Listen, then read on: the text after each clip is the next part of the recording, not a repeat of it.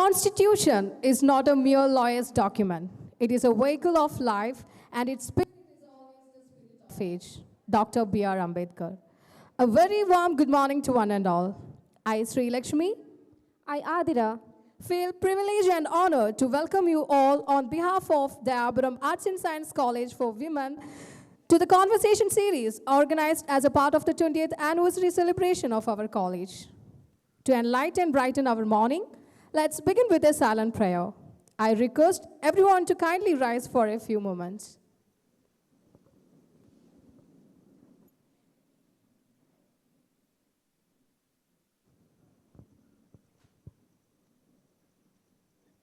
Thank you all. You may take your seats. Now I would like to welcome Ms. Fatima Lana to deliver the welcome speech. A warm good morning to one and all. I am thoroughly pleased to have you all here, and I consider it a great honor and pleasure to welcome you to the conversation organized as a part of 20th anniversary celebration of our college. Let me take this opportunity to welcome the dignitaries on and off the days. Today, we have Justice A.P. Shah, the former chairman of the 20th Law Commission of India and the former Chief Justice of Delhi and Madras High Court. Welcome, sir. Let me also welcome Swati ma'am, companion of life of our eminent guest to the gathering. Welcome, ma'am.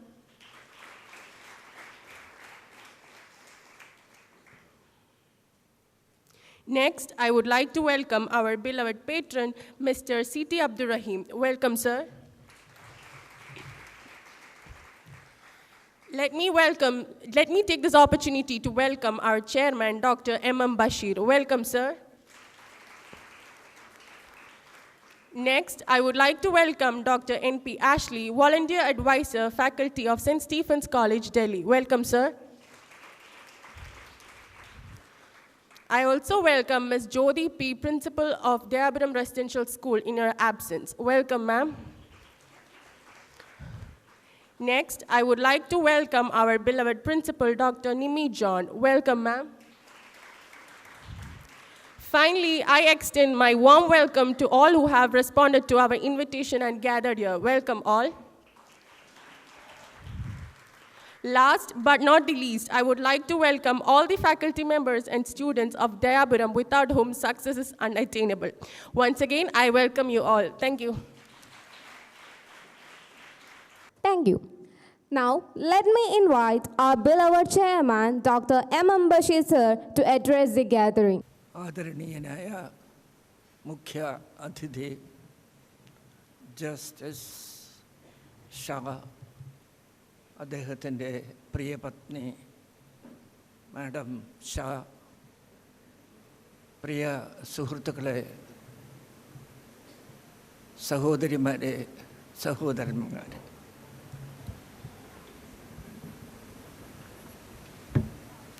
Dayapuram campus രാഷ്ട്രീയവും സാമുദായികവും ആയിട്ടുള്ള മറ്റ്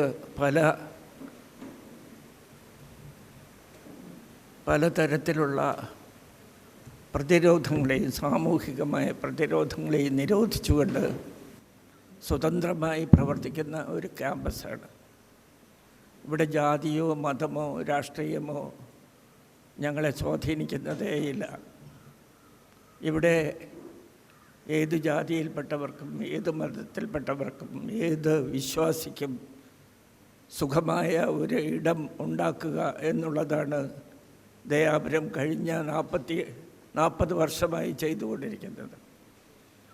ഇവിടെ ഇന്ത്യയിലെ പല ഭാഗങ്ങളിൽ നിന്നും മഹാപണ്ഡിതന്മാരായ വ്യക്തികൾ ഇവിടെ സന്ദർശിക്കുകയും ഇവിടെയുള്ള ആൾക്കാരുമായിട്ട് നിരന്തരം സംഭാഷണങ്ങൾ നടത്തുകയും ഓരോരുത്തരുടെയും ആശയങ്ങൾ സുഗമമായ രീതിയിൽ വിന്യസിക്കുകയും ചെയ്യുന്ന ഒരു ക്യാമ്പസായി ഇത് ദയാപുരം വളർന്നുകൊണ്ടിരിക്കുകയാണ്. ഇവിടെ പഠിക്കുന്ന കുട്ടികൾ മാത്രമല്ല, പുറത്തു നിന്ന് മറ്റ് കോളേജുകളിൽ നിന്നൊക്കെ ധാരാളം കുട്ടികൾ, പ്രഗത്ഭരായ പ്രൊഫസർമാരുമൊക്കെ ഇവിടെ വരികയും ഇവിടെ നടക്കുന്ന സംഭാഷണങ്ങളിലും സെമിനാറുകളിലും ചർച്ചകളിലുമൊക്കെ പങ്കെടുക്കുകയും ഇവിടുത്തെ വിദ്യാർത്ഥികളുടെയും ഇവിടെ കൂട്ടായ്മയായി വരുന്ന വിദ്യാർത്ഥികളുടെയും പണ്ഡിതന്മാരുടെയും ഒക്കെ അറിവിൻ്റെ സീമകൾ വർദ്ധിപ്പിക്കുകയും ചെയ്തുകൊണ്ടേയിരിക്കുന്നു.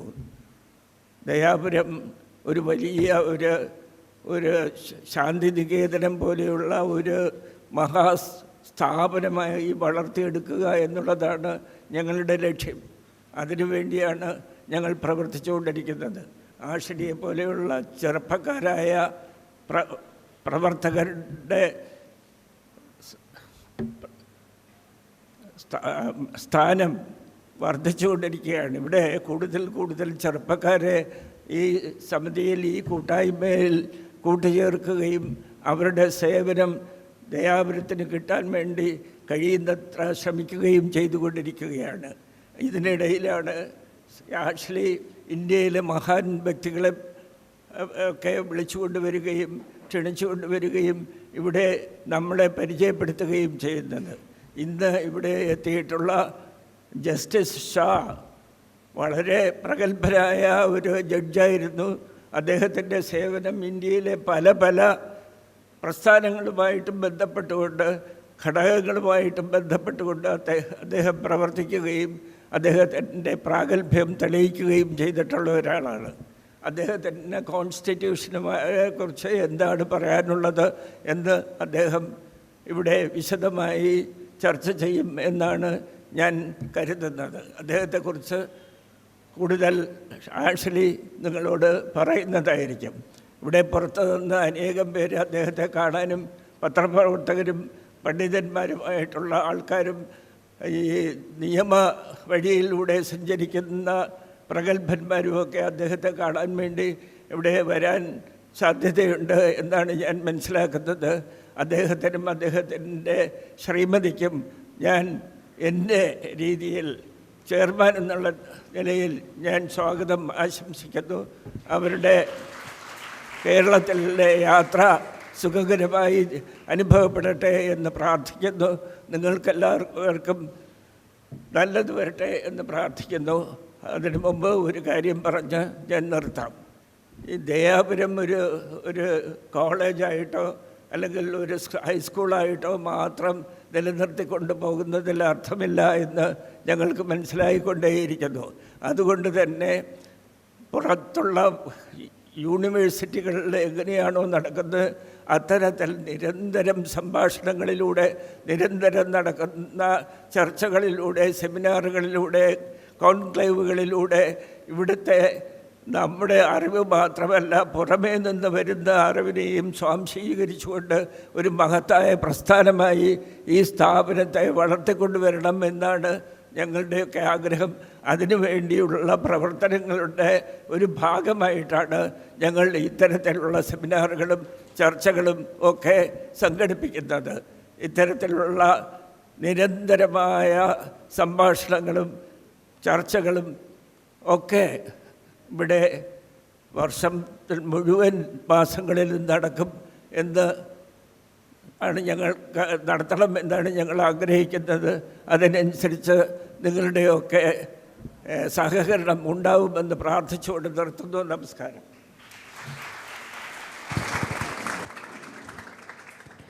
Thank you, sir.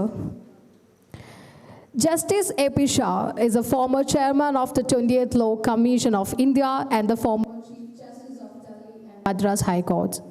He is a man who would always be credited with setting a community whose existence the society always denied, free from the shackles of shame and harassment. He has not only been the messiah of the LGBT community, but also of poor people at large who through his ruling found justice. His judgments, from making Chennai's bus handicapped friendly to improving living conditions in prisons, have been described as inclusive, reasoned, and sympathetic to the marginalized. His landmark 105-page judgment on Section 377, which decriminalized homosexuality, was a culmination of the issues Sasha has been involved with. Before we move on to the keynote address, let me invite Dr. N.P. Ashley, Volunteer Advisor, Faculty, St. Stephen's College, Delhi, to speak a few words. Over to you, sir. Justice. AP Shah, Swati ma'am, Chairman Bashir sir, CT sir, Nimi miss, friends who have come from outside, dear colleagues of Dayapuram College and School, dear students. We're here for a lecture on constitutional nationalism. Constitutional nationalism is a foundational idea for Dayapuram, but it is a term that we started using much later. This is like saying secularism is also foundational and fundamental to India, but the term came into the constitution only 30 years later. But in spirit, it was there. Similarly, constitutional nationalism is an idea that Dayapuram has been working with, but it found its way only 4 or 5 years ago into our conversations, our brochures, our branding and positioning of the organization. What is constitutional nationalism?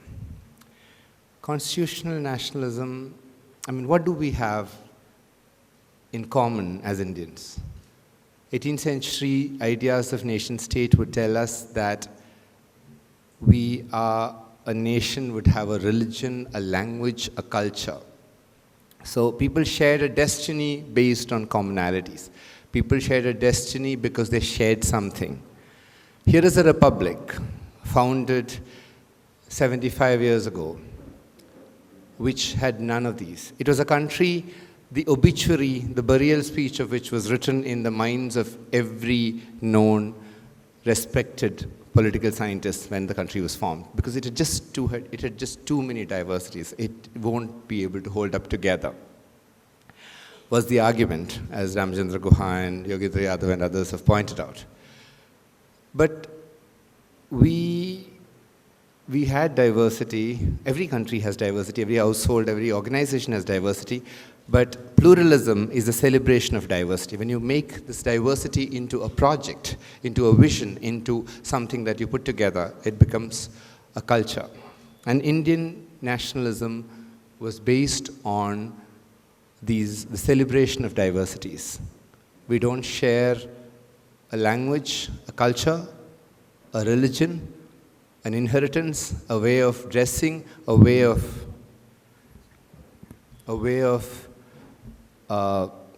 eating, but we are Indians because we have a constitution.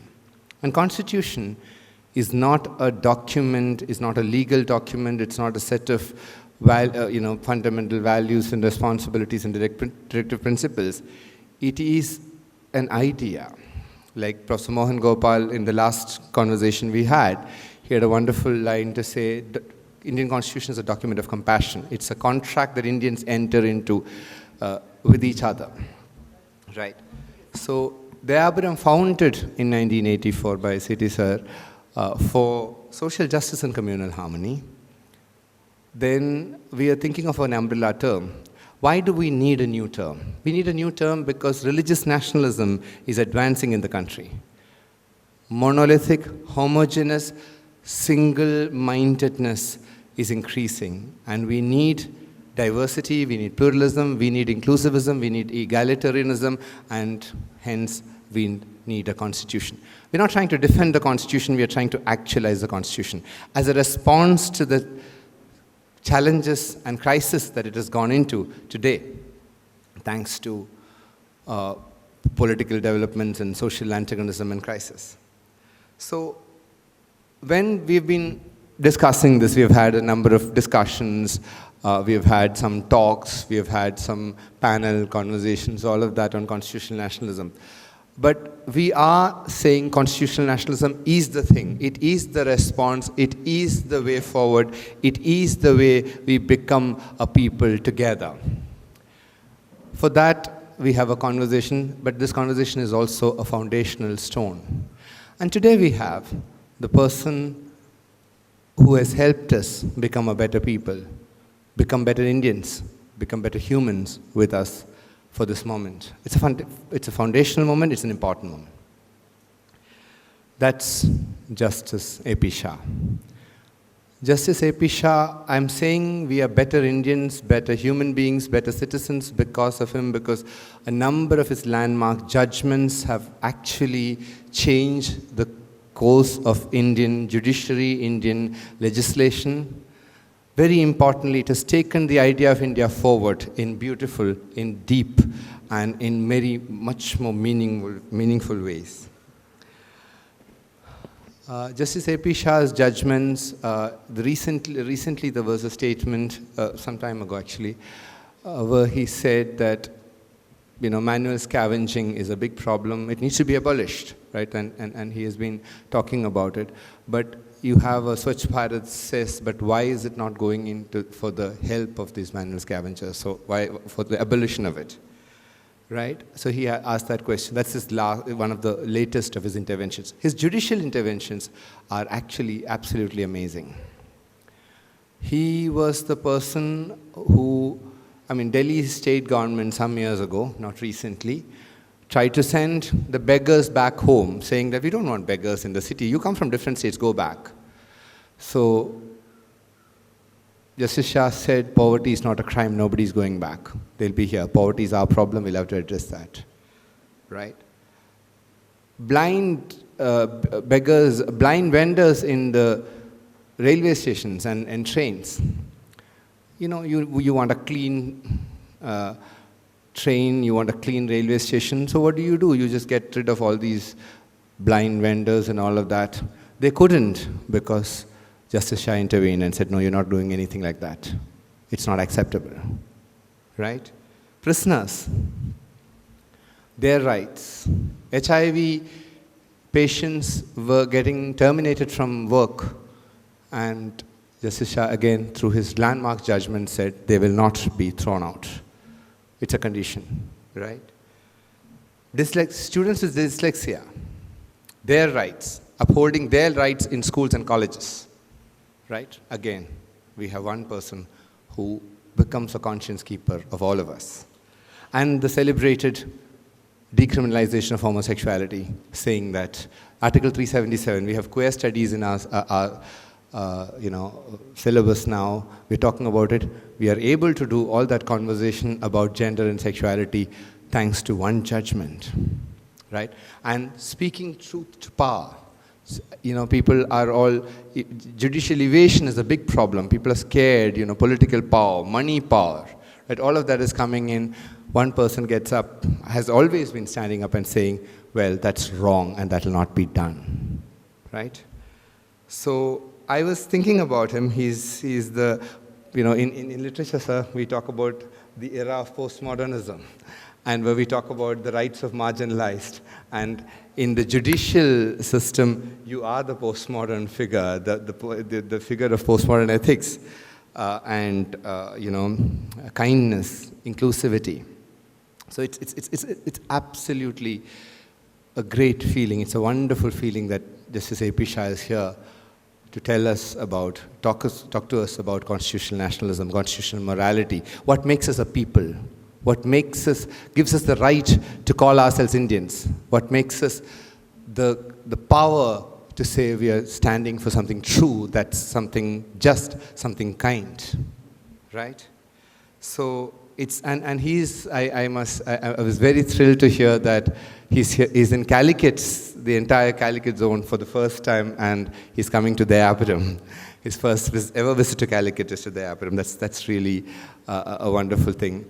And I have been trying to, because he's such a celebrity judge, and he's this person who a lot of people see hope in. Yesterday I was talking to a journalist from Trivandrum and said, oh, had I known this earlier, I would have taken leave and come to Trivandrum, to come to Calicut to see him, because he's a person I really want to see.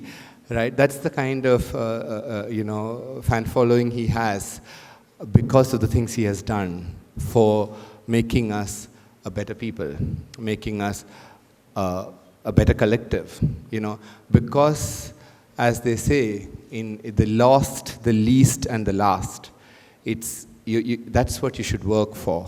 Antyodaya, the rise of the last, right? The kind of people who won't have voting rights. The beggars are not going to vote you out of power. The prisoners are not going to cause you problems because they are already in prison. The HIV patients are not going to talk about how they were thrown out, right? The homosexuals are not going to talk about their rights. The dyslexic children and their parents are not going to come out and say, oh, we have this problem. To be the voice of the voiceless, to stand up for justice, to understand that this republic consists of every single one, regardless of their limitations, regardless of their disability, regardless of their preferences, their eating habits, anything, right? That's important. And Dayapuram, why Dayapuram? Because India is the promise of an egalitarian, inclusive tomorrow. And the promise cannot be fulfilled by governments. It cannot be fulfilled by, judiciary alone, by media alone. It requires volunteers. It requires people who think of other people, people who value giving rather than taking, right? People who do not want to be the spade of history, but the fertilizer of history. How they can disappear into a tomorrow that's a better tomorrow. As teachers, as students, we are always working with a future that haven't built yet. And if we have less roadblocks, if we have some energy, if we have some sense of coherence, we have people like Justice A.P. Shah to thank.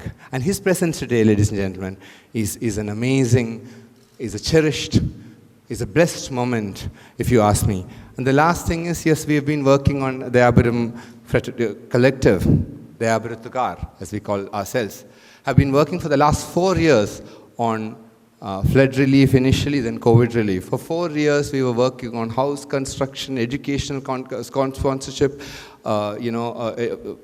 scholarships, and livelihood support, distributing tabloids, making sure that nobody is out of job, making sure that nobody loses an education because of COVID or flood or anything. And we've done all that work because, our right to call ourselves Indians, our right to call ourselves humans, our right to call ourselves a collective is foundationally built on these things, right? And so we have a report today. We've put together a report of all the 4 years of work, and it's called 4 Years of Making Hope Possible, the flood and COVID activities of the Dayapuram. It will also be released by Justice A.P. Shah. And we have had amazing people with us in this journey. All of us, all the students, all the teachers, all the alumni, all the parents, and all the workers, all the voluntary workers, all of them contributed into allowing us to do that. So that report also is a way of completing that project so that we are energized for doing more such work, reaching out to more people, spreading the value of kindness, of empathy, of inclusivism, of egalitarianism far and wide. That will also be released by Justice A.P. Shah. So without further delay, ladies and gentlemen, I present to you the conscience keeper of our republic, the judicial champion of the marginalized, a man who paved way for a better tomorrow for all of us, we the people, Justice A.P. Shah.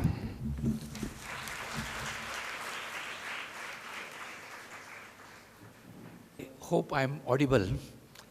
Yes, thank you. So, a very good morning to everyone.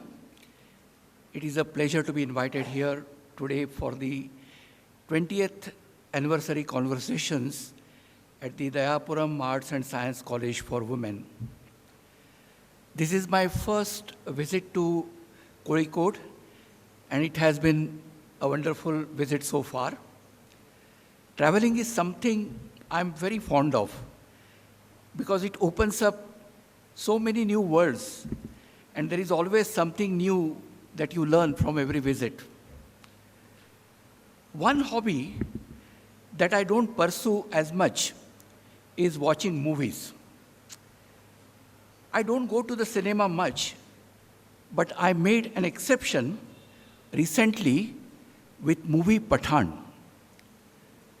I partly went as a personal expression of solidarity in response to the unfortunate calls for boycott that had affected the film in advance. This blanket hatred for minorities and attack against a film industry that has been famously a secular one is a part of larger trend in India. But I will come to it later. I have not finished my story about my visit to the movies yet. Pathan was a fast-paced action movie, but not the sort of movie I normally enjoy. But one dialogue particularly lingered in my head long after I came away from the theater. The character played by Deepika Padukone asked the titular character Pathan, played by Shah Rukh Khan, is he a Muslim? He does not acknowledge or deny it, but simply says that all that he knows is that he belongs to this country. There was a certain humanity in this statement. It was very poignant to just celebrate the idea of belongingness without any baggage or difference, religious or otherwise. This idea of just belongingness is under test in India today. Nowadays, in this country I love, sloganeering and flag hoisting have become tests for nationalism. And if anyone holds a view that is different from the government's acceptable view, they are immediately dubbed as anti-national or Deshadrohi. This marker of anti-national is used to intimidate and browbeat voices of dissent and criticism, and more worryingly, can be used to slap criminal charges of sedition against them. Those are all patterns we can see all around us. Hate speech, the spread of hatred, attacking anyone who criticizes the government or the powers that be, the use of draconian laws. This is all quite alarming and surely the worst of times we have seen. This is precisely why we must speak of constitutional nationalism here and now, to remind ourselves what we were intended to be and consider what we have become instead. While I'm here to speak about constitutional nationalism, instead of delving directly in the subject, I thought it would be interesting to think about the building blocks of nationalism, and then the Constitution, and then constitutional nationalism. When we consider this, the first block would be that of nationalism. The word nationalism belongs to a larger family of words. That means one's identification with a particular group of people, whether that group is defined by territorial boundaries, like a country, or by language, or by a way of life, or something else. In this understanding, other words that come to mind include civilization, patriotism, culture. All these terms signify a relationship of the individual with a group to which that person wants to belong or identify with. This idea, even desire, sometimes of wanting to being, we spent millennia trying to devise ways and means of organizing themselves socially and politically in search of identity and belongingness. The fundamental question is how we relate to each other. This question is at once a personal and political. There are many ways of answering this question, but I think the most important thing to remember when we speak of group identity is that the composition of the group is never singular or unchanging. It is, on the contrary, dynamic.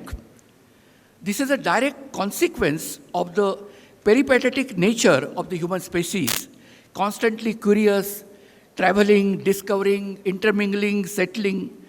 This is the secret of human society, success of human society, the undying and almost perilous tendency to explore and make journeys.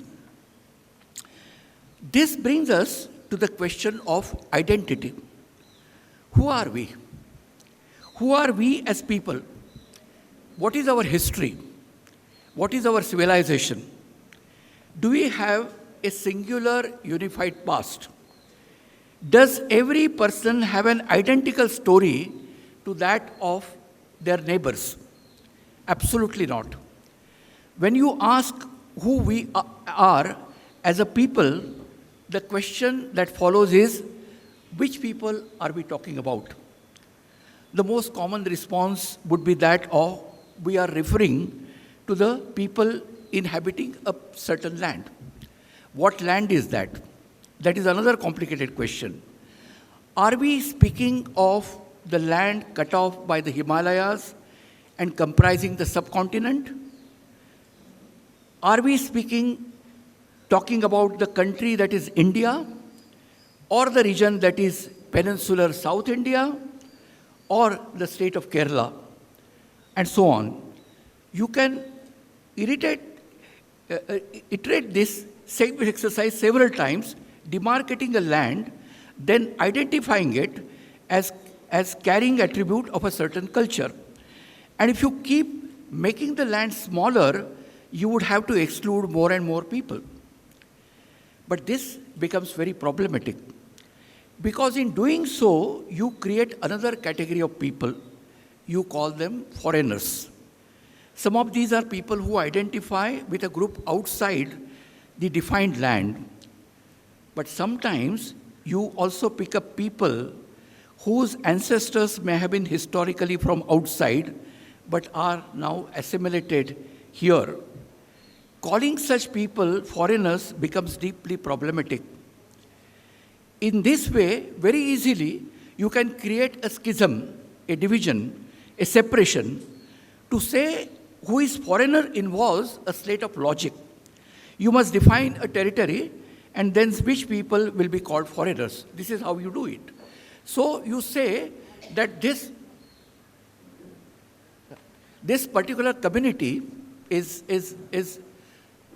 people belonging to this particular community, their ancestors have come from outside. So they are in India for centuries, but still they can be termed as foreigners. So in truth, the reality is that we are not one people. We do not have a singular, insular, or pure identity. We are many people. Our ancestors have come from faraway places. We have many histories.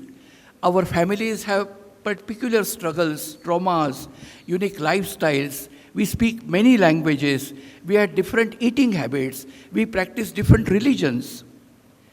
Having said all this, using territory or the concept of a nation and the idea of nationalism to create identity is not a bad thing. There is a writer by name Yuval Noah Harari. There is a treatise, and even, you students should really try to read that. That's a book called 21 Lessons for the 21st Century. He says, nationalism is not rooted in human biology or a natural part of human psyche. But national bonds are strong and useful because they evoke loyalty and human empathy and can even be used for advantage. There are many ways of defining nationalism. One A is not celebrating diversity, but by being reductionist. You exclude people from the idea of a real Indian. By trying to you identify a a desirable prototype of what we are. This prototype must look a certain way, wear a certain kind of clothing, eat a certain kind of food, subscribe to a certain notion of history, and imagine future. Some believe that this is how we'll find out what it means to be a real Indian. Hitler did this. He said that a white man, a blonde with blonde hair, he is the real German. So you are actually finding out who is real Indian. It implies that there is less preferable version, one that is less mainstream, less palatable. In this problematic exercise, therefore, one ends up deliberately or subconsciously othering a whole lot of identities. So in multicultural, diverse, plural societies as India is, the question has always been about what is the unifying frame. How do you craft a common identity for all the Indians who live in this country called India, that is Bharat? There is a very celebrated Nigerian author. His name is Chimamanda Adichie. He says that there is the danger of a single story, the danger of understanding an idea only from a single perspective and ignoring the diversity that is actually present. Historian Mridula Mukherjee points out that the word nationalism itself contains so much nuance, and depending on how you see it, can encompass the ideas of progressive nationalism, a revolutionary pro-people nationalism, and a regressive and jingoistic nationalism. So Hitler's nationalism, for example, was very different from Gandhi and Nehru's nationalism. So the idea of nation state and the nationalism was conception in the West. This is developed from the days of what is called Treaty of Westphalia, and in the age of imperialist expansion focused on enemy within. So every state wanted to find who is the enemy. So that enemy could be a Jew, he could be a Protestant, or he could be anyone. So in the 19th century, the countries were still isolated from each other. Nationalism was regarded as a historical necessity under whose banner people will come together and humanly progressed. With time, the ambitions of different nations began to conflict with each other, contributing to an exaggerated and irrational form of nationalism, which manifested itself in the rise of fascism and Nazism, eventually leading to the Second World War. Closer home, if you consider the history of the Indian independence movement, by the 19th century, the British project of creating a colonial identity for Indians had caused a stir amongst public intellectuals, some of whom decided that they should create a unique identity for India by invoking the ancient past. But it was not just about adopting the past as a distinctive identity. The past also was a means to criticize the present. Raja Ram Mohan Roy, a true scholar, was a torchbearer in this regard. While posing the question, who are we, he encouraged understanding the past to converse with Western audiences, and particularly to respond to Christian missionaries and their views on so-called inferior forms of religion. He accepted that all was not well with the Hinduism of today, as it was immersed in what he calls gross idolatry and peculiar beliefs.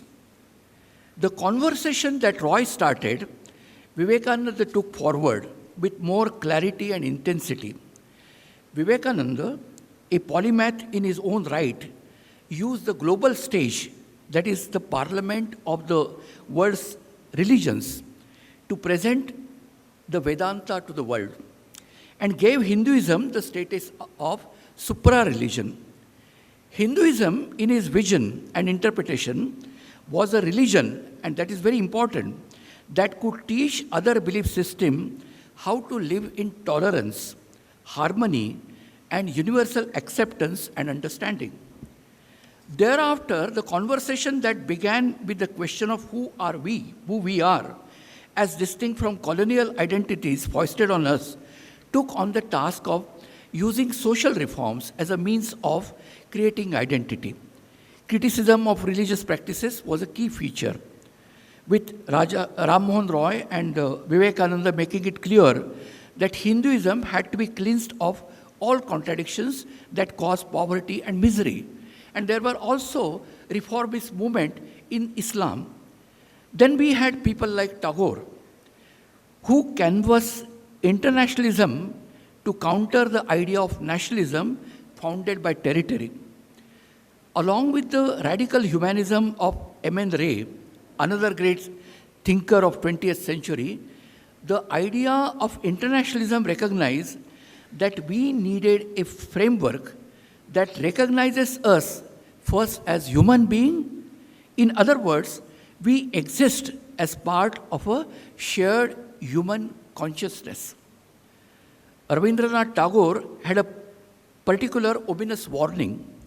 He believed that a fervent love for the nation represented a conviction of national superiority and a glorification of cultural heritage, which in turn was used to justify narrow-minded national interest. He wrote, "We must give a warning that this idea of nationalism is prevalent evil that is sweeping over the present world and eating into its moral vitality." He cautioned against an exclusionary form of nationalism that was based on a hate culture against an imagined or actual other who was viewed as an enemy. Thinkers like Roy, Vivekananda, Tagore all had their views. But it was only with Mahatma Gandhi that was a true awakening of the nation. There was a vibrancy in his anti-colonial nationalism, which was in opposition to the external imperialistic British state. In this version of nationalism, the primary identity of an Indian was not their religion, caste, or language, but their unity as equals in their demand for freedom. This was truly inclusive nationalism. But since then, India has seen many other kinds of nationalism. The most conspicuous of these is the variety of religious nationalism we see these days. Now, most religions, as you know, espouse universal values. They talk of love, togetherness, peace, and harmony. But when you make religion the handmaiden of nationalism, nationalism looks quite different from the previous versions we knew. As religious nationalism, a two-nation theory is propounded with one nation under Hindu rule, a Hindu Rashtra in Akhanda Bharat, a united India. This is premised on the belief that only Hindus can claim the territory of British India as the land of their ancestry, Pitru Bhumi, and the land of their religion, that is Punya Bhumi. As Vinayak Damodar Savarkar propounded, Hindu Rashtra, Hindu Jati, and Hindu Sanskriti. Muslims and Christians are viewed as foreigners who are not indigenous to the territory of India and whose religion originated in a different land, different holy land. So anything that is not Hindu is attacked. Now, I will give you some instances. You must have seen the ad of the jewelry brand Tanishq, which they were forced to withdraw. We showed a Muslim family organizing a traditional baby shower for their Hindu daughter-in-law as a representation of the confluence of different religions, traditions, and cultures. Or the campaign that Fab India had to withdraw to for its festive collection released around Diwali, which it named Jashn-e-Riwaz, a celebration of tradition in Arabic. Artists and performers are treated equally badly.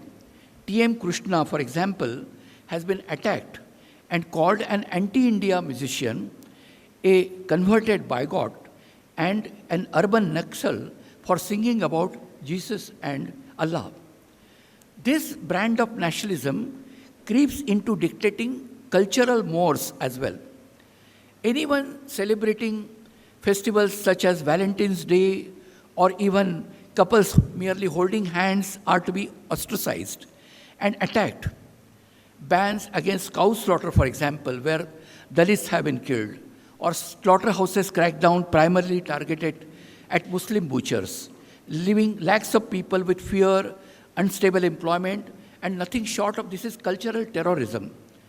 It has been a few years since, I don't know how many of you recall, a man called Aklak was lynched because he allegedly stored and consumed beef. So, and the first thing that was sent for forensic examination was not his body, but the food stored in the fridge. So this is the value of the humanity comes to. As a personal note, I would like to share that my maternal grandfather was the president of All India Hindu Mahasabha in the 1940s.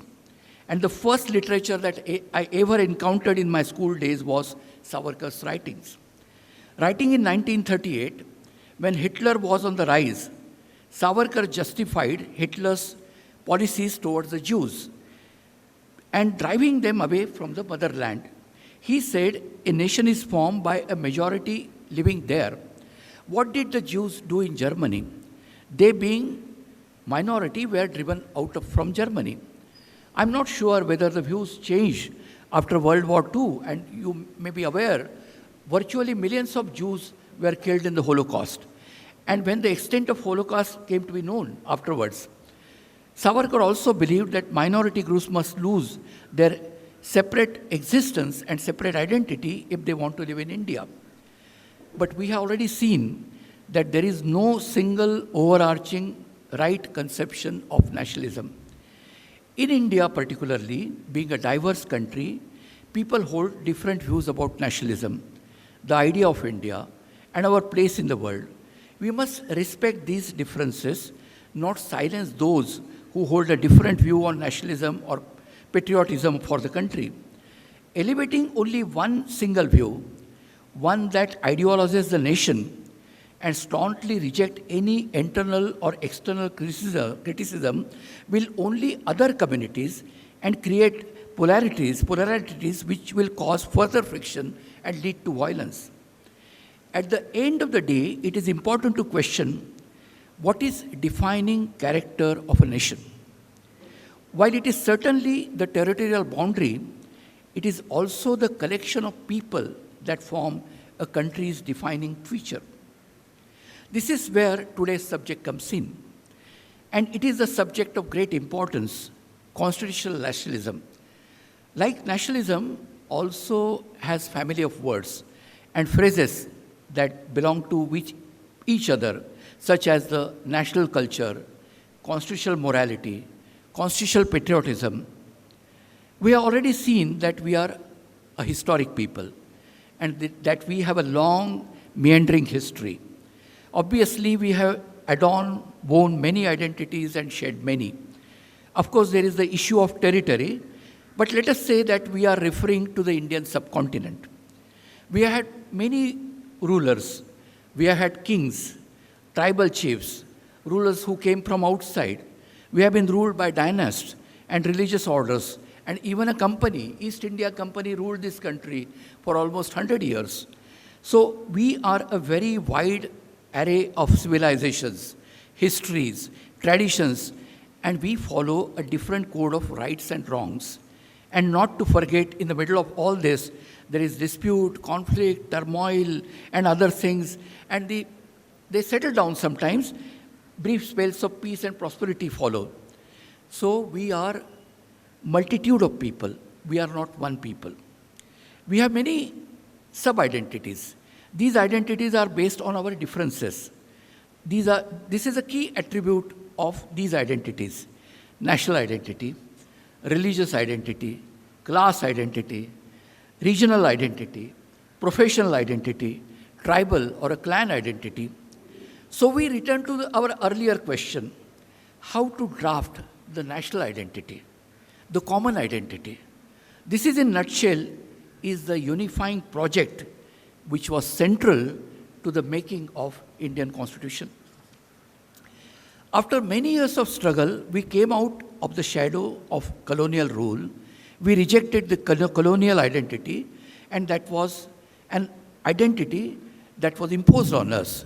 But while we rejected it, we had still not found a common identity. That momentous epoch-making event happened when we gave ourselves the Constitution.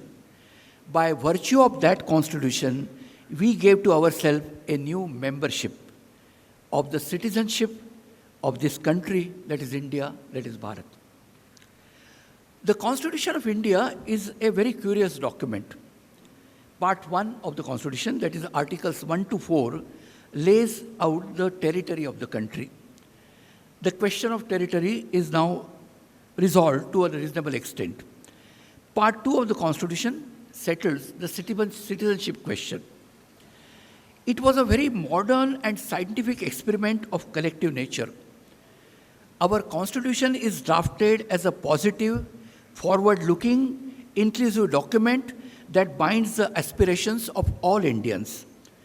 The preamble expresses the resolve of the people to constitute India into a sovereign, socialist, secular, democratic republic, securing justice, liberty, equality, and fraternity of all its citizens.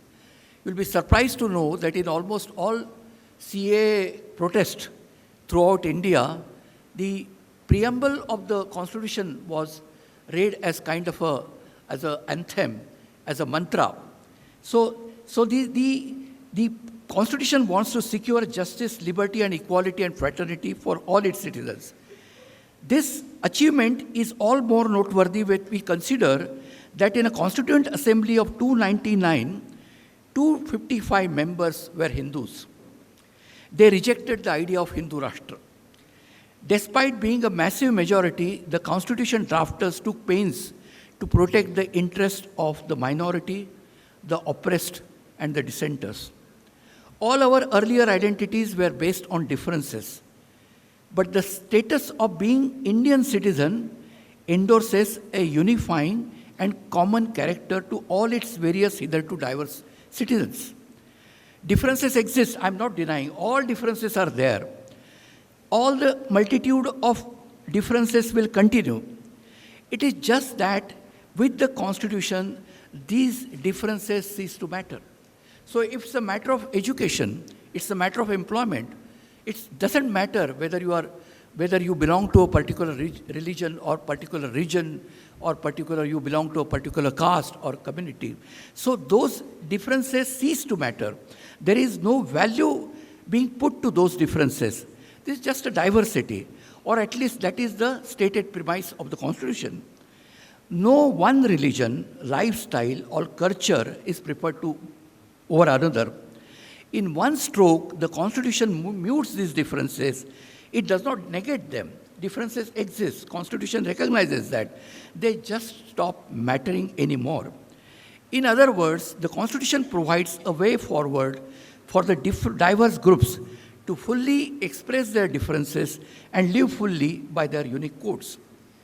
So the constitutional nationalism in this form and manner had served features. And these are the first feature which is very important, and I must express this because this is a school founded by a particular community. The first is the maintenance of secular character. When we merge national identity with a particular form of religious identity, it leads to othering host of people. That is why maintenance of neutrality or secular character is of essential importance, because that characteristics is what gives each of us the space to live our unique lives and different identities. You might ask at this stage, what is secularism? It is not, one must clarify, the negation of religion. The traditional understanding of secularism is that there is a separation of the state and religion. But the ideals of secularism actually go quite deep. And it is not merely about maintaining boundaries between state and religion. secularism entails a commitment to the quest for truth. And the Constitution does precisely this through its various bits and pieces. The directive principles of the state policy speak of importance of scientific beliefs. There is also an overarching theme for compassion towards others, not because of any religious solidarity, but because of the compassion one feels towards fellow human being. So I do not wish to cause any violence against my fellow citizens. It is not because I am a Jain, my religion teaches me ahimsa, but because I have compassion towards my human being.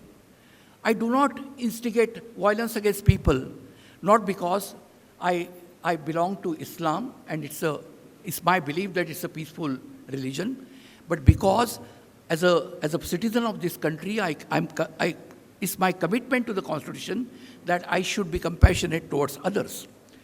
Article 14 enshrines a commitment to equality. Our Constitution also recognizes that all this is of no value unless you have the freedom to think, investigate, and experiment. This is where Article 19, the right to freedom of speech, Article 21, the right to life and liberty come in. All these cumulatively give us courage to fight biases and oppressive regimes. So this is very important. There are regional dogmas, that there are orthodox practices which have made the life of women in this country particularly miserable. No religion is exception to this. So we need to fight these dogmas, these biases. And the Constitution gives us that courage, that ability to fight these biases. The second feature of constitutional nationalism is that it gives us a code to negotiate differences and pursue the common goals of peace, progress, and prosperity. These are the fundamental goals that have motivated every human society since we existed as species. This code is crafted through an elaborate system contained in the preamble, the fundamental rights, directive principles, and continues into the checks and balances that keep different arms of the state accountable to each other. The third feature of constitutional nationalism is that it requires citizens to practice citizenship every day. Please, as students, you must remember that citizenship rights are the glue that binds all of us together. The common journey we undertake. These rights take on many forms, such as the right to freedom, not just your own freedom, but also that of others, ensuring that everyone has space to exercise their individualities, or upholding a civic code where we do not instigate, we do not perpetuate, we do not condone othering certain communities, othering certain religions. So where we ask questions of the government, preventing the state from becoming a carrier of hegemonic tendencies, we contest, we debate, and we vote. So a common demands an everyday practice asserting your citizenship rights. This is the Constitution expects of you. You assert your citizenship right. What is an ideal citizen as envisioned by this Constitution? Nothing is given. It has to be struggled for, fought for. It is your right. Please remember, citizenship is your right. Literally your birthright because of Part 2 of the Constitution. But you have to, every day of your life, take and assert that right, sometimes not on your behalf, but sometimes on behalf of others who are less able to protect their rights. These efforts of maintaining our national identity are also what I would like to say is a part of constitutional nationalism. In a modern democracy, therefore, the culture or nationalist project is therefore an inclusive project.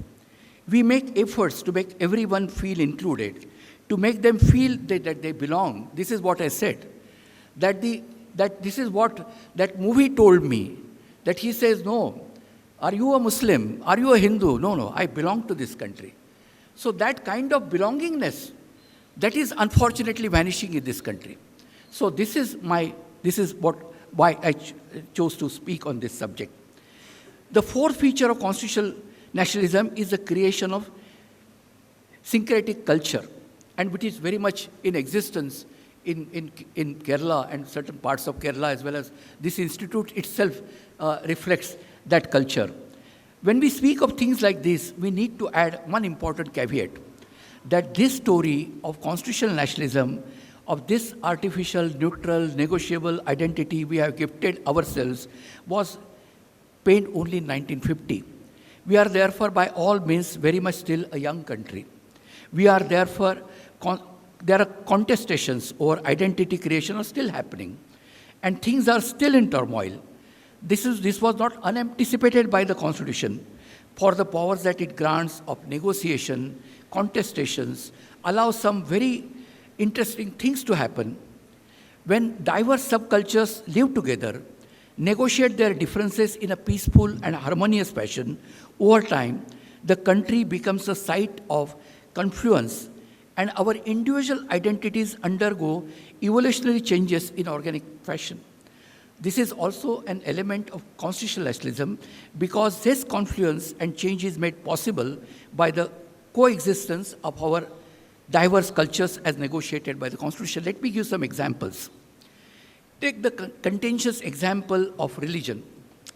Islam as practiced in Saudi Arabia and as practiced in India are different, arguably influenced by local cultures and mores.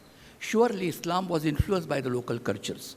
Likewise, the presence of Islam as a modern day religion has had an impact on how Hinduism is practiced today. Let's take an example that the Hinduism was the only religion of this country, and it was a singular and sole religion. Then Hinduism would be different from what we practice today. Hinduism was also influenced by Islam and other religions. By virtue of intermingling of societies and communities, the result is confluence of cultures, a syncretic culture. This can be extended to other examples as well, such as the Dravidian, Sangam influence on North Indian culture, be it music or art, or Christian and Jewish culture in India. You will be surprised to know that the Jewish families which lived here for centuries, they don't follow the Jewish culture or Jewish law. Their personal law is Hindu law. So this is how this assimilation and amalgamation had taken place during the centuries. So the idea of this, just imagine, and I touched by this idea, that the same person will visit Tirupati, Velankani, and Nagore Dargah is a manifestation of our syncretic culture. There's a very beautiful book by A.K. Ramanujam. That book's name is 300 Ramayanas. This is another example, which documents the history of Ramayana in India and Asia over 1,000 years. Depending on where you read it, in which language, society, and in which religious and historical context, the story of Rama is different. His study shows that there is no such thing as the original Ramayana, and that Valmiki's Ramayana itself is one among many Ramayanas. All of these diversities exist because multilingualism and multiculturalism, and arguably what binds all of us is the Indianness, which is the outcome of our allegiance to the Constitution. So remember one key word, Indianness. We are all Indians. So Indianness is our distinct identity which is given to us by the Constitution. At this stage, I reiterate from earlier, national bonds are good. Indeed, they are useful in many ways. The problem is when nationalism in the form of benign patriotism turns into something unrecognizable. It becomes chauvinistic ultranationalism. Mr. Kaushik Basu recently used the word hyper-nationalism. Instead of believing that one's nation is unique, which is true for every nation, every citizen of the nation feels that his country is unique. One holds the view that one's nation is supreme. This false sense of superiority converts, though through one thing or another, into a negative view of others. There is rivalry and resentment, along with insecurity and aggression, leaving no scope for recognizing the flaws of the nation. We don't recognize our own flaws. Nobody speaks about the tremendous gaps within the rich and the poor in this country. Nobody speaks about the discrimination against the Dalits, women, the marginalized. We all talk about the India becoming some supra country, but we in this process we tend to forget the flaws of the nation. It becomes worse when this chauvinistic hyper-nationalism is forced upon everyone. That's very, very disturbing. Not only you practice nationalism, but you try to force it on others. Enforced nationalism cannot promote true culture. When a culture is arbitrarily prescribed and foisted, freedom of the creative spirit of man disappears or suppressed. Only free souls can create abiding cultural values. They may physically belong to one particular class or geographically to a particular country. Spiritually, they transcend all social and territorial limitations. In any society, at any given point of time, there will be always people holding different views. Such views are integral and inevitable in a healthy, functioning democracy. I don't want to burden you with some legal position, but I just want to read a very nice observation from the Bombay High Court judgment. History tells us that dissent, that is the most important aspect of the Constitution. History tells us that dissent in all walks of life contributes to the evolution of society. Those who question unquestioned assumptions contribute to the alteration of social norms. Democracy is founded upon respect for their courage. Any attempt by the state to clamp down on the free expression of opinion must hence be frowned upon. We must remember that the right to free speech means that speech has to be countered by more speech. The response to criticism is not to shut it down, but to engage and respond to the speaker. Moral vigilantism, as Upendra Bakshi rightly recognizes, has no place in our constitution, polity, and democracy. The importance of dissent was perhaps best captured in the Supreme Court. Just one line. What the court said, in a democracy, it is not necessary that everyone should sing the same song. It's not necessary. Every citizen, every student, every child, I would say, has a right to have his own view. Instead, we have a hate culture against minorities that is eating that very aspect of our lives. Even sport is not spared. A Muslim cricketer playing for India happens to bowl poorly against Pakistan will be hastily termed a traitor. That has already happened with Mohammad Shami or Arshdeep Singh. He was called Khalistani because they scored more runs on his bowling. The easiest medium to spread hate is through TV channels or in public fora. It's not only the one community is indulging in this. I see that also the fundamental forces in the other religions that can be seen in many channels. It's electronic channels today, TV channels, they spread hate agenda. The right-wing news channel, Sudarshan News, ran a clip claiming that there was a conspiracy amongst Muslims to infiltrate civil services, calling it UPSC jihad. The Supreme Court stopped it. We should reject this hatred and this spread of hatred. So there is also, Yati Narsingananda. He was recently arrested after many attempts. He openly exhorted Hindus to pick up arms, claiming that they face the threat of conversion and violence if there is a Muslim prime minister. So this is also the same thing which I found in the Muslim fundamental parties. I do not see any difference. So please do not pay any heed to this hate campaign from either side. But what is troubling me is the relentless attack on minorities that has become a kind of a chorus in the background, especially when you consider these 24/7 channels. You could even call it a virus that is catching the fire. The Supreme Court had to take note of it and had to issue warning against such channels, which some of us noted during the coverage of. We had a committee formed for the Delhi riots, and we gave our own report and the role of the police, and particularly we studied the media's behavior during riots. So this extreme form of nationalism is dangerous. Equally dangerous is the idea, nationalism means your government or your leader. The infamous words of D.K. Barua come to my mind. India is India, Indira is Indira, Indira is India. Whatever it is. Nationalism should not be conflated with one leader, or even more absurdly, with one corporate house. How can a documentary against a political leader or a research report against a corporate house become a conspiracy against the nation? We seem to losing all sense of proportion. The nation is much bigger than mere individuals and companies. We cannot do so small-minded. We cannot be so small-minded in our idea of nation or nationalism. With this context, I think this is where we should stop and revisit our idea of nationalism. Is it right wanting to rewrite our history by erasing 500 years of Mughal presence through renaming roads or destroying buildings? Maybe we should think about a different kind of nationalism, one that does not pivot on hate or resentment or violence, but one that focuses inclusiveness and empathy and consideration for fellow human beings.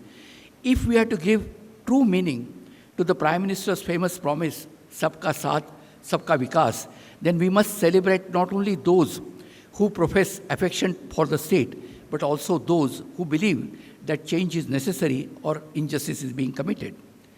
Mahatma Gandhi had said that affection cannot be manufactured or regulated by law.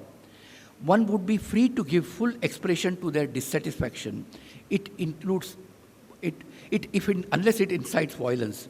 This is where Upendra Bakshi reminds us we should be able to distinguish between constitutional patriotism this is for constitutional purposes, and statist patriotism, that is manufactured affection for the state. As recently as earlier week, the Supreme Court dismissed a plea to appoint a renaming commission to re-Christian cities and places named after foreign invaders, saying that India is a secular country and the history of the past cannot be allowed to haunt the present generation. So finally, I will conclude with these words.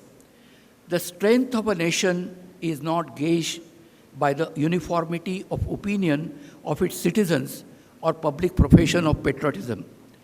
The true strength of a nation is when there is no threat from citizens expressing revolutionary views, when there is a free and open press that can criticize the government, and when citizens do not resort to violence against fellow citizens merely for expressing a contrary view or for just being different. That is when we will be truly free and will become the nation that our constitution builders envisioned for us, secular, democratic, and free. Thank you. That was a great session. I'm sure all the gathering present here would agree. We are honored and privileged, and our ears are truly blessed to hear from you, sir. And we, Dayapuram, and too on this 20th anniversary conversation, is really happy to have you among us. Thank you so much, sir. Now the floor is open for discussion. You may share your queries and your perspective with us.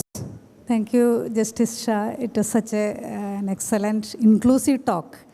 Actually, you included so many things, literature, cinema,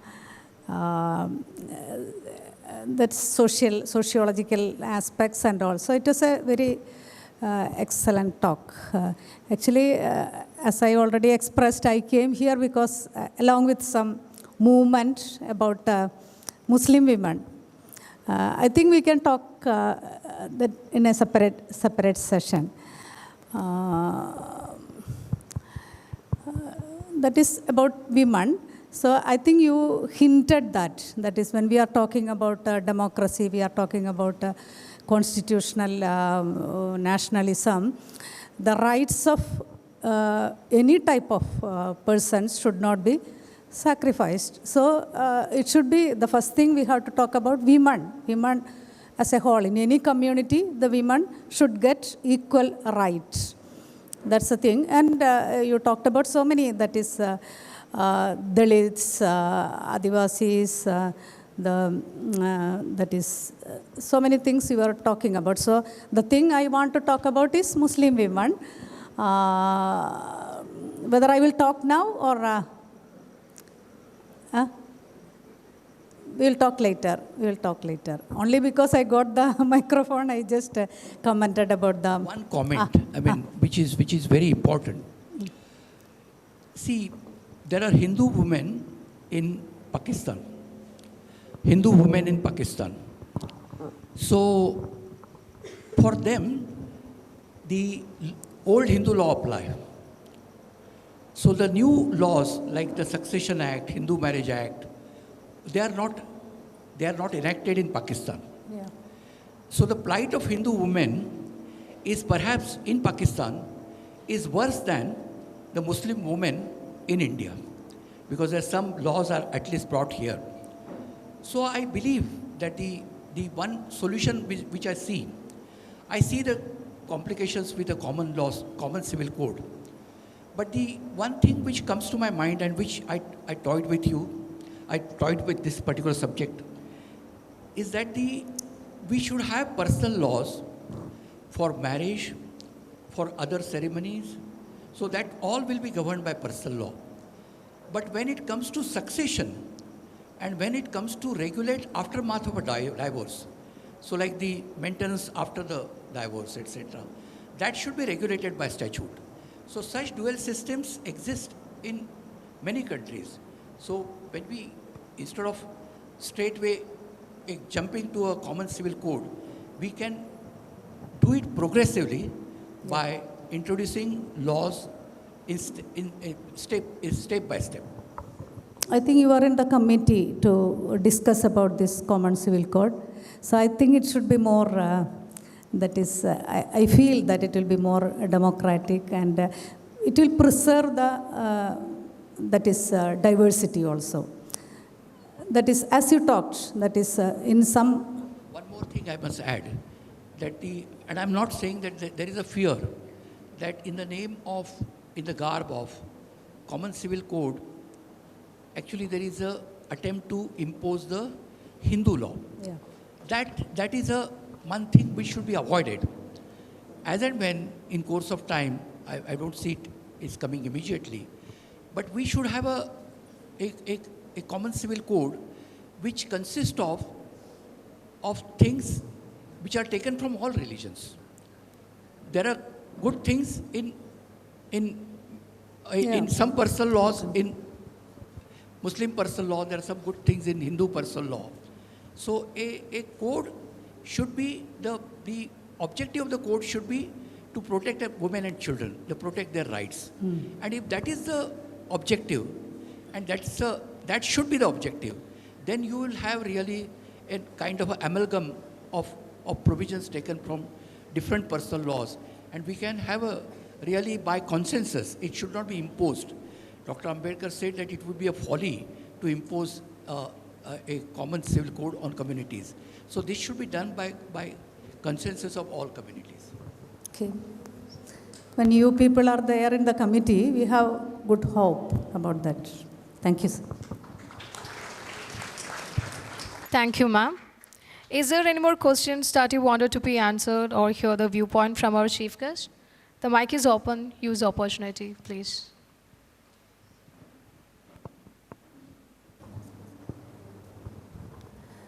Thank you, sir, for that speech. In the present political scenario, it's very evident that our constitutional nationalism at various points is undermined by ethnic nationalism or the so-called religious nationalism.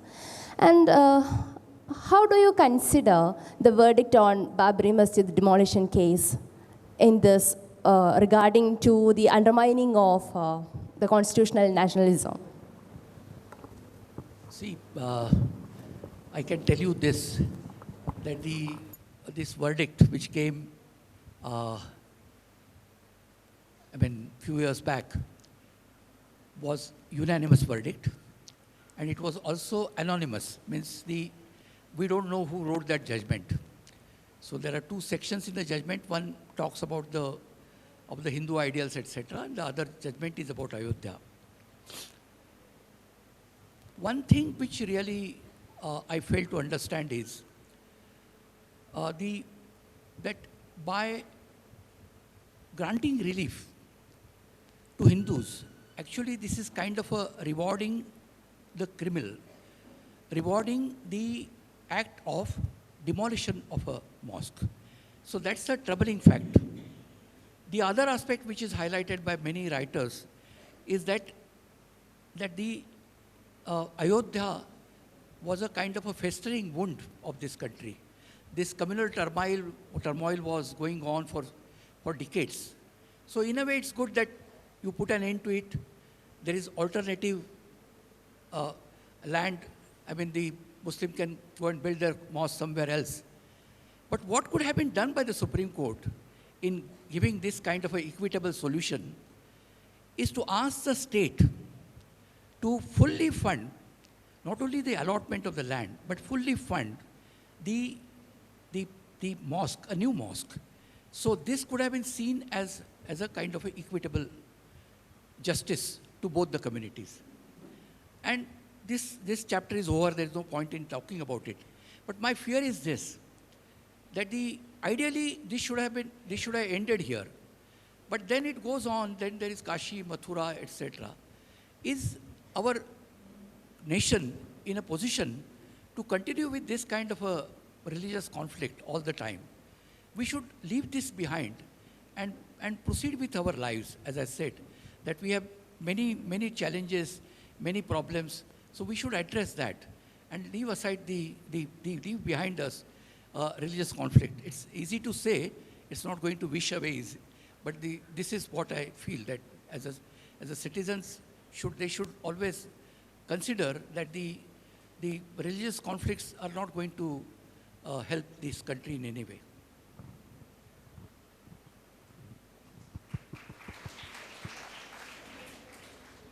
While we look for the next question, I have a kind of a more autobiographical kind of question, if you like.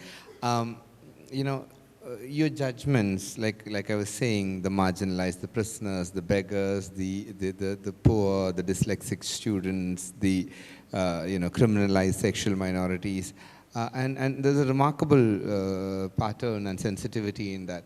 So where did this thinking, I mean, could you tell us a little bit about how this sort of thinking and how this kind of orientation and this kind of political courage and conviction came into you from? I mean, and what was the source, the powerhouse of your thinking about people who wouldn't be otherwise thought about? I mean, like I said, they're just such micro minorities that it doesn't matter. You could actually have them fall by the wayside. And it's interesting because disabled people's euthanasia is the beginning of Holocaust in an interesting way.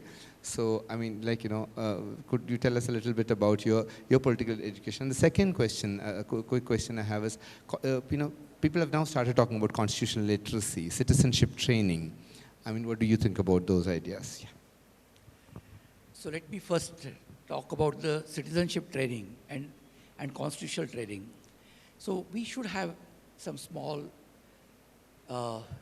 literacy, constitutional literacy courses, citizenship courses, just to make the people aware of their rights. Why it is necessary, for example, in Assam, you know that NRC exercise was undertaken, and 19 million people were deprived of their citizenship. There are many Muslims, but there are also many Hindus. So the way this whole process worked was so unjust. So it's very difficult to get evidence of your citizenship. So particularly for women, and they are married in some other family. So you have to go to what kind of evidence, where from you get the evidence, who is going to guide. So the people face enormous problems in the NRC process, which was carried out in Assam, and which was carried out under the supervision of the Supreme Court. But still, it caused great harassment, great anguish to the people. So we need to have kind of a awareness program for all citizens. There is a foreigners tribunal. How do you defend before a tribunal, etc. Then training is also necessary. What are your duties as citizens? Are we only talking about rights? Are we only talking about your religious freedom? Are we not talking about you have a duty to maintain scientific temper, have you not got a duty to really ascertain the truth, to find the truth and not go by the religious dogmas or religious ideas? So that kind of that temperament of the which is necessary, which Constitution as envisioned in directive principles and the duties. So all this there should be, I believe that particularly in the, not just for the namesake, but it is these courses are necessary in the schools, in the colleges, and even for the citizens. Now, as for my personal approach, I grew up in a small town called Sholapur. So the one thing which I can tell you about is I studied, my wife was also in the same school. She was much junior to me. So, so there it was basically very secular education. We have, and all were treated, it was an aided school, and we had extraordinarily gifted teachers. So I remember in my 6 years of school, the school management, it was considered to be the best school in the city. We never had a minister or a politician invited to our school. We had some great writers came to, great singers came to us. They perform before the, you will be, in 5th standard, I heard Bal Gandharva, he was very old by that time, was one of the great singers in Marathi. So this kind of a treatment, and then perhaps in those days, there is a kind of a feeling, I mean the kind of a, to speak against injustice, to speak against discrimination. So it's not only about my right, but it should be also about the right of some others. So the mental health issues or the disability issues. So, I mean, these issues don't touch you directly, but they, I mean, you must, I mean, I remember in some conference on mental health, so one of the speakers asked the audience a question. So he said that, please tell me, in how many families, in your families, there's a person affected by mental health. So practically every 70-80% of the audience raised their hands. So these are all problems of the community. This is what I understood. And maybe in the course of time, the way I dealt with the matters, this all came to me. The judgeship was a great learning to me. There, I was leading a very cozy life of a successful lawyer, having good practice, good income, and then the judgeship taught me many lessons. Judgeship made me aware of the disparities in society, the kind of a level of ignorance. So one case I will tell you, and I'll close here. See, there was a case before me. You know all about these caste certificates, because this gets you admission in medical college because you belong to a particular caste. So this was a case of a tribal boy, and they said that you don't have any evidence. There is no evidence of your father, your uncles, or your anybody that you belong to this particular community. So this boy's advocate told me, sir, his whole ancestry was doing the work of stone cutting. So this is a community which is recognized as tribal. So how can there be? He's the first boy which has taken admission in the school. So you just that make you aware of the kind of problems the people face. So maybe this is one example I wanted to give you to understand and why you must have a compassion, kind of empathy in understanding the problems of the other people.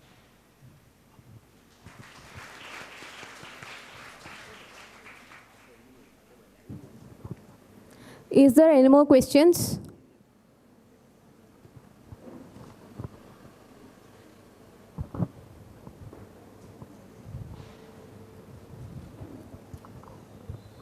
Talking about molding a community. Sorry? Sorry. Okay. So there is no one else, I think, that's why.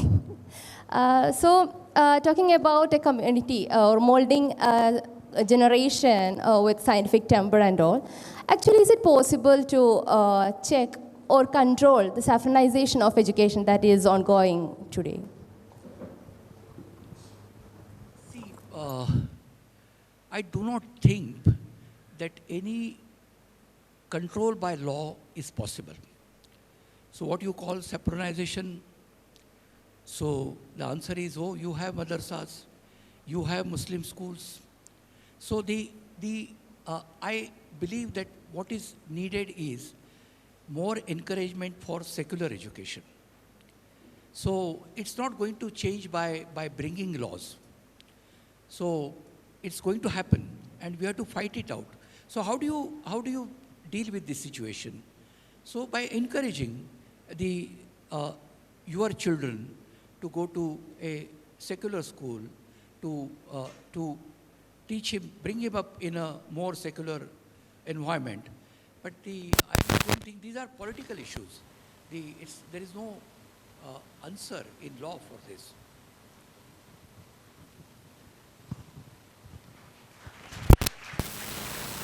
Thank you. Do we have time for just one final question? Is there somebody who wants to ask him a question? Otherwise, I think we should move on to next part. Yeah, with the floor's permission, let's just move on to the next part, which is the release of the book. I think, yeah. Thank you, sir. Now we have a report release. The report documents the collective work of the Dayapuram community, known as Dayapuram, in the 4 years of flood and corona from 2018 to 2022. Dayapuram, which includes workers, teachers, students, parents, and alumni, come together and stay together during one of the humanitarian crises in history, not just to make sure that not the least and the lost of Dayapuram, but also people around and across Kerala benefit from it. During the ravaging Kerala floods, we built 36 houses, established livelihood for families, gave educational scholarship in association with Madhrubhumi, and conducted more than 25 programs. During COVID, Dayapuram distributed tablets, provided food and supplies for the village, gave COVID scholarships to the students, and instituted fellowships for poor expatriates, and gave livelihood support for out-of-work laborers. The 4 years long program had former Supreme Court Justice Kurian Joseph Sir, writer M.T. Vasudevan Nair Sir, and a former High Court Chief Justice Thottathil Radhakrishnan with us in this journey of kindness and goodness. It is a happy and a proud moment for all of us at Dayapuram. We are most grateful we could do this for our country and our fellow human beings. Now, this work has been compiled into a report by Dr. N.P. Ashley. The report consists of the speeches, messages, personal accounts, posters, and photos. As transparency is one of the core values of Dayapuram, all the income and expense of this program, including all the contributions and payments, are printed and published for the public. We hope it will energize us, Dayapuram, in our journey ahead and set an example for other institutions. I request our Honorable Chief Guest, Justice A.P. Shah, to hand over the report to Bashir, sir.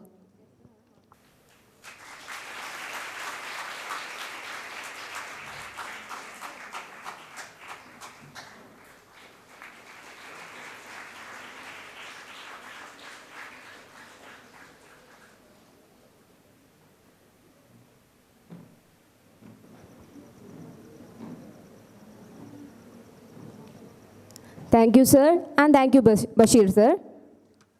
Now let me invite Ms. Jyoti P., Principal of Dayapuram Residential School, for felicitation. Good morning, respected Chief Guest of the Day, Justice A.P. Shah, sir, Dayapuram Chairman Bashir, sir, Patron CT, sir, Dayapuram College Volunteer in Charge Ashley, sir, College Principal, dear students and invitees. I'm very happy to stand here before you to witness two important sessions. One is a lecture by Sri Justice A.P. Shah sir on constitutional nationalism, sitting along with audience and listening a beautiful class. That is my experience today. Same time, I'm very happy to witness the releasing of our experience on our Corona and flood rehabilitation project of Dayapuram. On behalf of Dayapuram Residential School, I express my sincere thanks to College Union office bearers and students of Dayapuram Arts and Science College for organizing such wonderful events in our campus. And I wish all the very best to all the activities of Dayapuram Arts and Science College. Thank you all. Thank you, ma'am. I would like to welcome our beloved principal, Dr. Nimmi John, for felicitating the gathering. Very respected A.P. Shah sir, Shweta ma'am, CT sir, Bashir sir, Ashley sir, delegates from different institutions, my dear teachers and students. First of all, let me take this opportunity to extend my gratitude to A.P. Shah sir for delivering such a wonderful talk about what India is and how an Indian citizen should think. Just like sir told, we should not think only about our freedom. We should think about the freedom of our fellow beings. Only then we can live happily.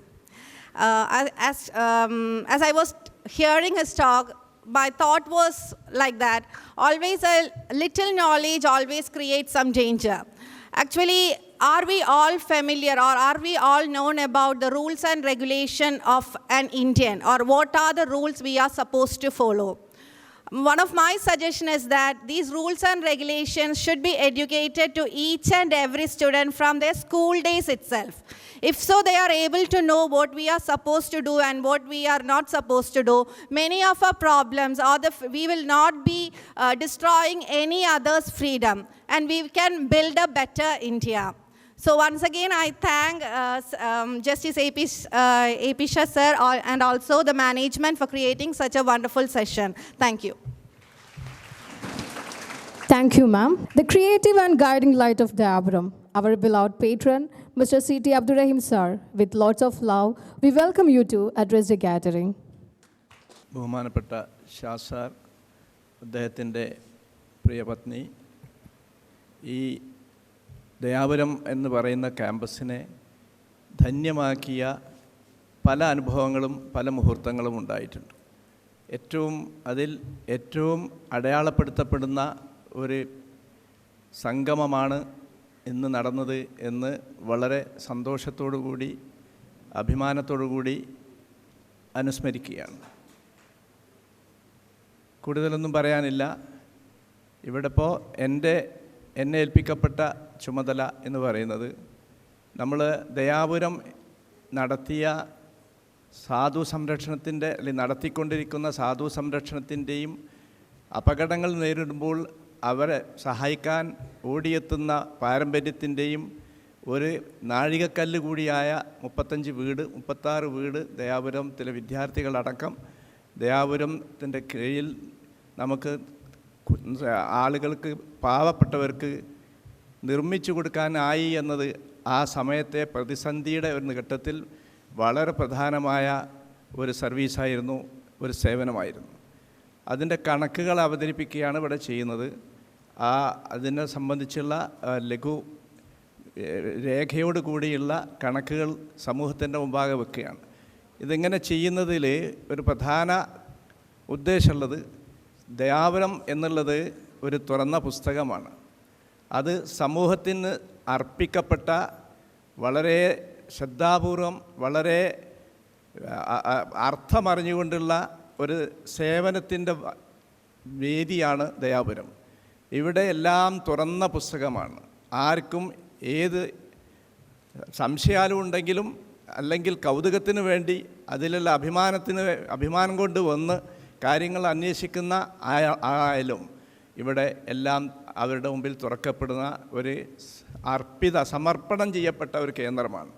അത് തികച്ചും ഈ സമൂഹത്തിൻ്റെതാണ്. നേരത്തെ നടന്ന ചില പ്രസംഗങ്ങളിലൊക്കെ നമ്മൾ മനസ്സിലാക്കിയതുപോലെ ഏതെങ്കിലും ഒരു വിഭാഗത്തിൻ്റെതല്ല, മനുഷ്യനാണ് ദയാപുരത്തിൻ്റെ ഏറ്റവും വലിയ ആശയം മനുഷ്യത്വം എന്നതാണ് ദയാപുരത്തിന് സ്വന്തമായി പ്രത്യേകമായി നമ്മൾ പറയുകയാണെങ്കിൽ ഈ ക്യാമ്പസിൻ്റെ പ്രത്യേകത എന്ന് പറഞ്ഞാൽ ഇത് മനുഷ്യത്വത്തിന് വേണ്ടി സമർപ്പിതമായ ഒരു വേദിയാണ്.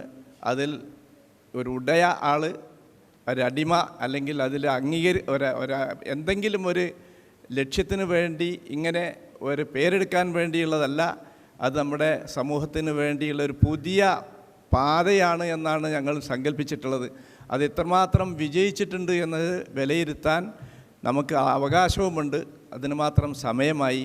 പക്ഷേ പരിമിതമാണ് ഞങ്ങളുടെ വിഭവമെങ്കിലും, ഞങ്ങളുടെ ശേഷി പരിമിതമാണെങ്കിലും ഈ ഇരിക്കുന്ന വിദ്യാർത്ഥികളും അതുപോലെ കഴിഞ്ഞുപോയ വിദ്യാർത്ഥികളുടെ ബാച്ചുകളും ഇവിടെയുള്ള പ്രവർത്തകരും അധ്യാപകരും അനധ്യാപകരുമായ പ്രവർത്തകരുടെയും ഒക്കെ തന്നെ മാനസികവും ഉള്ളഴിഞ്ഞതുമായ ത്യാഗസന്നദ്ധതയും പ്രവർത്തന സന്നദ്ധയും കൊണ്ട് മാത്രം പ്രവർത്തിക്കുന്ന, അതുപോലെ നമ്മുടെ നാടുകളിലുള്ള നല്ല മനസ്സുള്ള ആളുകളുടെ കൂടി സഹായത്തോടു കൂടി ഇത് നടന്നു പോകുന്നു.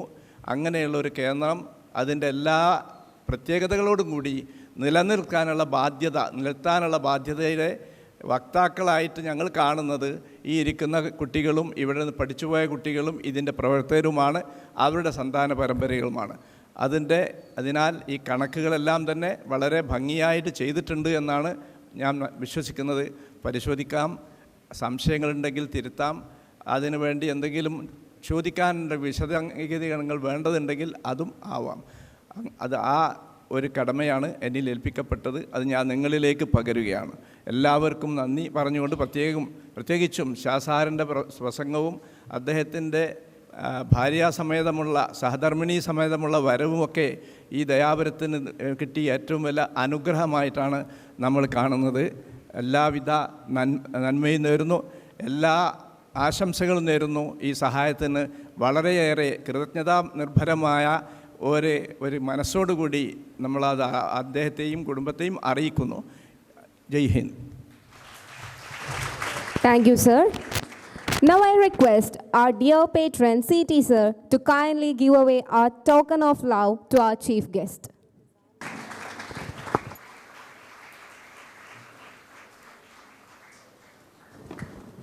Thank you, sir. Now, let me invite Ms. Fatima Shahada, College Union Chairperson, to read out the preamble of Constitution of India. The Constitution of India, Preamble. We, the people of India, having solemnly resolved the Constitution of India into a sovereign, socialist, secular, democratic republic, and to secure to all its citizens justice, social, economic, and political, liberty of thoughts, expression, belief, faith, and worship, equality of status and of opportunity, and to promote among them all fraternity, assuring the dignity of the individual and the unity and integrity of the nation. In our Constitution Assembly, this 26th day of November 1949, do hereby adopt, enact, and give to ourselves this Constitution. Thank you. Thank you, Ms. Shahada. We now move on to the end of the session, and to propose a vote of thanks, I request Ms. Wafa Jaffer to come onto the stage. Good morning to one and all. I, Wafa Jaffer, on behalf of Dayapuram Arts and Science College, feel honored to deliver the vote of thanks. I would like to extend my heartfelt gratitude to our esteemed guest, Mr. A.P. Shah, the former chairman of the 20th Law Commission of India and the former Chief Justice of Delhi and Madras High Court. Thank you, sir. Also, I would like to thank his wife, Swati ma'am, for her valuable presence. Thank you, ma'am. Next, I would like to thank our beloved patron, Mr. C.T. Abdurrahim, sir. Thank you, sir. I would like to thank Dr. M.M. Bashir, the chairperson of Dayapuram College. Thank you, sir. Sincere thanks to Dr. N.P. Ashley, volunteer advisor, faculty of St. Stephen's College. Thank you, sir.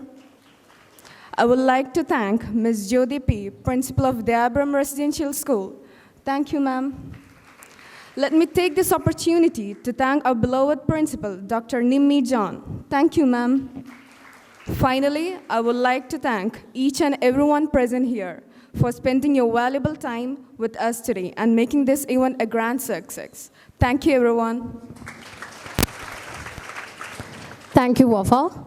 Now we have reached the conclusion of the event. Thank you all for being a part of College 20th Anniversary Conversation 22-23, musical composition that evokes and eulogizes the history and traditions of a country, our nation, India, land of diversity.